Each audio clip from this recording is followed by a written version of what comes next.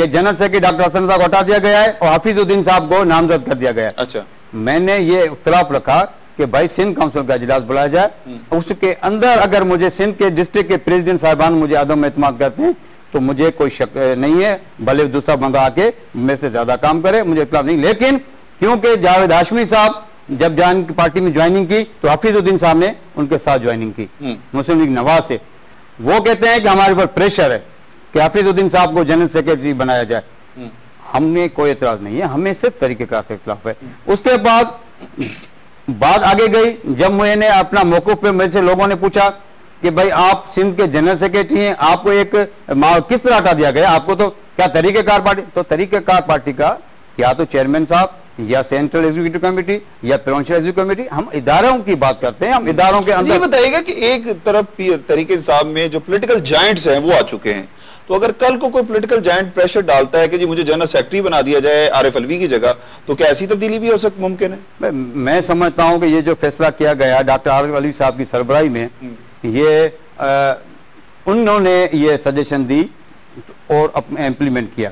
अगर डॉक्टर आरिफ अलवी साहब समझते हैं कि इस तरह की चेंजिंग होनी चाहिए, लेकिन मैं चाहूंगा कि डॉक्टर आरिफ अलवी ने मेहनत की है पार्टी में, हमारे साथ उन्होंने, हम वो प्रेसिडेंट थे, मैं जनरल सेक्रेटरी था, ये तरीकेकार ये उनके लिए भी नहीं होना चाहिए।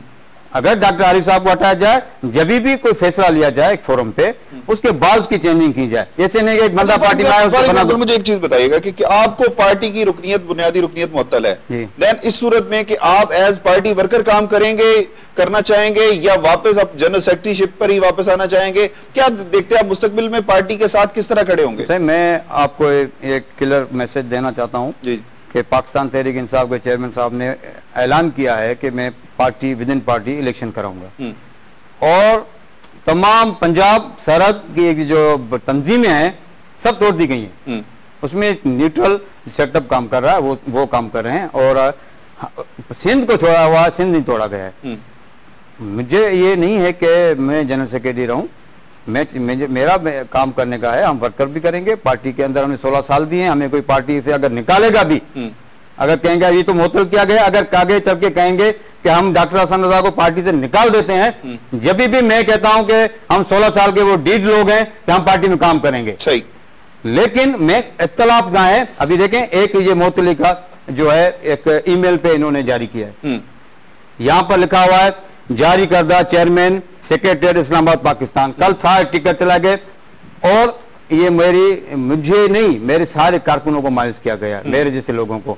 और सिंध के वो लोग जो आना चाहते इस पार्टी में, वो भी सोच रहे हैं कि अगर डॉक्टर हसन रजा खुद कुछ नहीं है, अगर ये 16 साल के साथ पार्टी के दिन रात लड़ रहे हैं और ऐसे हालात में रहे हैं जहां पीपुल्स पार्टी है, जहां नवाज लीग है, यहाँ पर कॉम्प्रेस है, लेकिन अब पार्टी का मैनिफेस्टो फैला रहे हैं। ये एक तरफ मुझे ये इस तरह की अगर बात की जाए, चेयरमैन साहब मैं हसन रजा साहब, मैं एक चीज आपसे पूछना चाहता हूं कि क्या आप कोई किसी कॉन्स्पिरेंसी का शिकार हुए हैं, किसी साजिश का शिकार हुए हैं कि जी आप जो उठ के पार्टी के अगेंस्ट खड़े हो गए हैं कि जी मुझे मुअत्तल किया गया? आपको क्यों मुअत्तल किया गया और आप क्यों पार्टी के अगेंस्ट खड़े? मैंने आपको बताया कि दो बड़े इशू जो सिंध के थे, एक तो ये बुनियाद थी और दूसरी बड़ी बुनियादी ये है कि हमारे चंद यहाँ पर बर्गर ग्रुप हैं डिफेंस के अंदर जी, वो हमारे सेंट्रल एग्जीक्यूटिव कमेटी के अंदर आप जाएं तो मेरे अलावा सिंधी स्पीकिंग एक बंदा जो हमने नईम साहब हटा गया, सिंधी स्पीकिंग को सेंट्रल एग्जीक्यूटिव कमेटी में मेंबरशिप ही नहीं देते हैं because doctor Arif Alvi secretary general.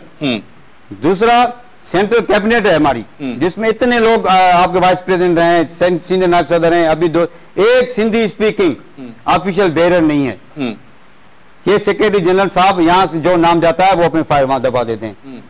ये एक अजीब कैफियत पार्टी के अंदर पैदा हो रही है और पार्टी दो दलों में। मुमकिन कैसे है कि तहरीक इंसाफ जो है पाकिस्तान में तब्दीली लाएगी कि जब आपस में आप लोगों के यहाँ जमहूरियत, पार्टी में जमहूरियत नहीं है, जो आपने बयान किया उसके मुताबिक? खान साहब ने जो इस्लामाबाद में वर्कर्स का कन्वेंशन में बुलाया था सबको जी, तो उसमें खान साहब ने एक बात की थी। खान साहब ने कहा कि पाकिस्तान तहरीक इंसाफ को कोई खत्म नहीं कर सकता, अगर कोई खत्म करेगा तो अंदर के लोग करेंगे। आपने कह दिया कि बाहर के लोग अंदर आना शुरू हो गए और उनके लिए स्क्रूटनी कमेटी बनाई गई, लेकिन उसके ऊपर अमल नहीं हुआ कि भाई ये स्क्रूटनी थ्रू जो आया, जो कायद लीग में पिटा हुआ लोग आया, उन्होंने अयाशियां की, मुशर्रफ साहब चले गए, दुखे उनके लिए जो मुश्किल टाइम है उनको उनके छोड़ के हमारी पार्टी में आए, वो सदर बन गए। और नवाज लीग से हफीजुद्दीन आया, अब उसको 1 महीना हुआ, उसको जनरल सेक्रेटरी बना दिया गया। एक चीज बताइएगा मुझे, आप समझें ये तरीकेकार होगा तो पार्टी में मायूसी फैलेगी। कारकुन जो पार्टी की दिन रात पैगाम पहुंचा रहे हैं। बताइएगा ये जो पॉलिटिकल जायंट्स आए हैं, ये क्या पार्टी के साथ वफादारियां अपनी साबित कर सकेंगे या ये सिर्फ पावर्स के लिए आए? जी देखें, पावर तो आएगा अवाम के थ्रू। जी जी, ठीक है जी। और पाकिस्तान तहरीक इंसाफ इमरान खान को अवाम एक समझती है कि मसीहा इस मुल्क के लिए है। सही। और हमारा यकीन है कि इस वक्त इमरान खान के अलावा ऐसा कोई लीडर नहीं है जो पाकिस्तान के 4 सूबों को एतमाद के साथ चला सके। इकोनॉमी कंडीशंस हो, हालात हो, इमरान खान पर एक कौम का भरोसा है। लेकिन हमें बड़ा दुख हो रहा है कि जब पार्टी के लोगों के साथ साजिशें होना शुरू हो जाएंगी, जमहूरी तरीकेकार छोड़ दिए जाएंगे, डिक्टेटर सब फैसले किए जाएंगे। खान साहब कभी ऑर्गेनाइजेशनल मैटर में नहीं पड़ते हैं। ये सेक्रेटरी जनरल जो होते हैं उनका इन्वॉल्वमेंट होती है, उनका काम होता है कि ये ऑर्गेनाइजेशन को समझाएं। अच्छा, आप भी सिंध के सेक्रेटरी जनरल थे, क्या आपने भी कभी कोई ऐसे कारकुनों को मुअत्तल किया? कभी भी हमने नहीं किया। अगर कोई ऐसी हालात हुए तो हमने कमेटीज बनाई, कमेटी में बुला के 3 बड़े आदमी है, ये कमेटी है, इस बंदे को बुलाएं और उसके पहले शोकाज नोटिस जारी करें। उसके बाद अगर आप फैसला करेंगे, कमेटी जो फैसला देगी उसके ऊपर इंप्लीमेंट होगा। तो अभी मुझे जो मुअत्तल किया गया, मैं आपके तवस्सुल से मैं इमरान खान साहब से अपील करता हूं कि अगर मैं सिंध की बात मैंने की है, सिंध के इश्यूज की बात की है, मैं वर्कर्स को जो पुराने हैं उनको बचाने की बात की है, तो मेरे पर कमेटी बनाई जाए और वो जस्टिस वजीउद्दीन साहब की सरबराही में हो।